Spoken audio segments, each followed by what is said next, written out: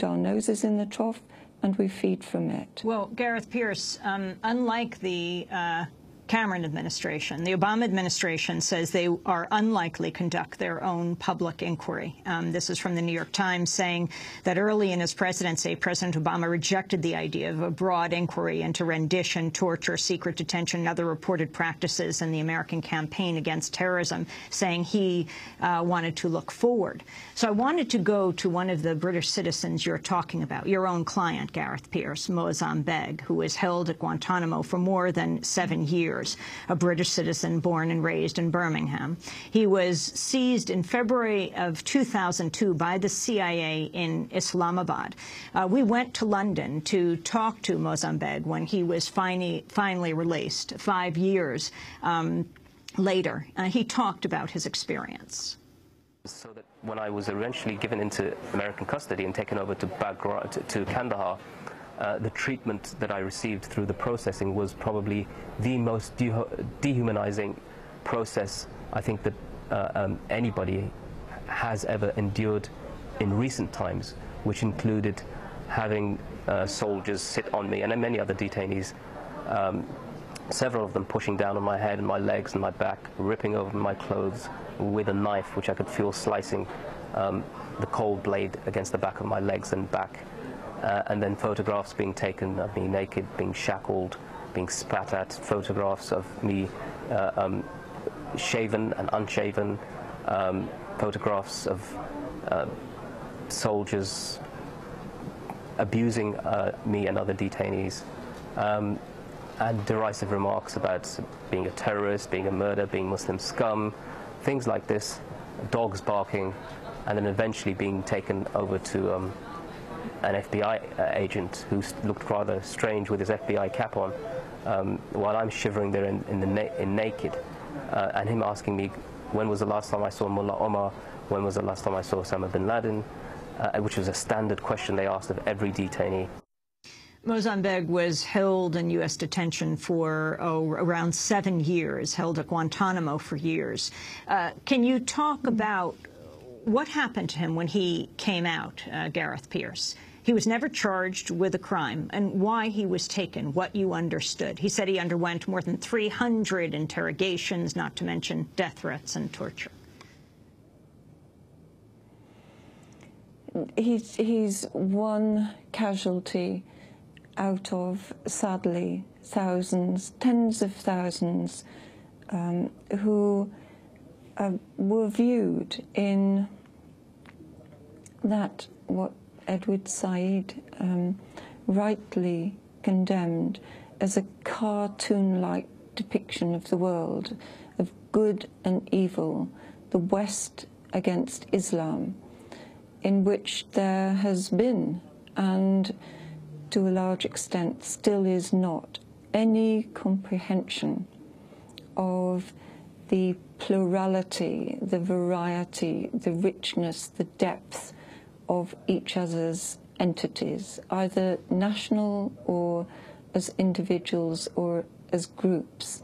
And that has persisted, that simplistic view of the world in which the enemy has to be eliminated, the enemy has to be gotten. And if this does just keep going in the way it is, then we will be in perpetual war, not in the quest of perpetual peace, but in terms of hatred and elimination. And Libya, I don't know precisely the reaction in the United States, but in Britain, as with the other uprisings in the Arab world, has been one of surprise as each has happened, and that each has somehow been lit by an unexpected spark in an unexpected tinderbox, without any comprehension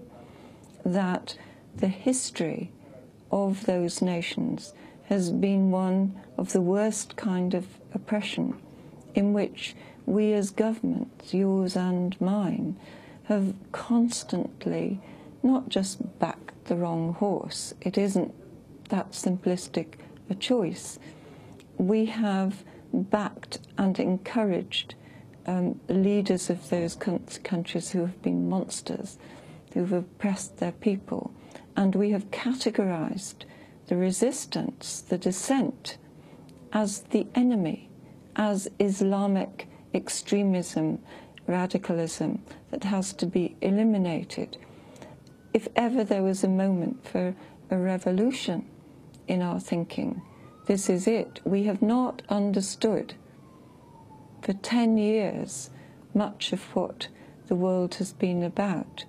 We have waged war, and we are continuing to wage endless war in simplistic terms, domestically against our own Muslim citizens, against others, and against huge swathes of countries now moving, for instance, to the Horn of Africa.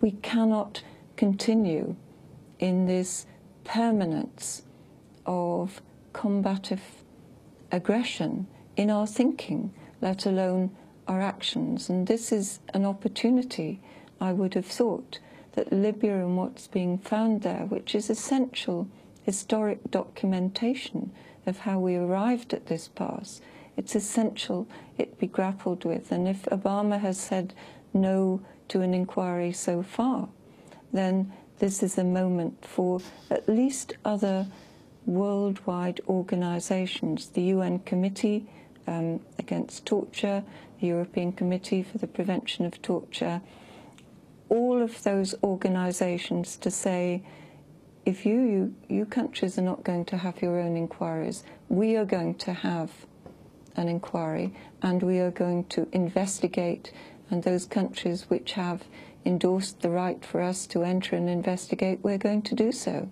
Gareth, how would taking on Julian Assange in these last months, his newest attorney, fit into the work that you've been doing, your human rights work? And can you talk about the latest in his case as he awaits a judicial decision about whether he will be extradited to Sweden?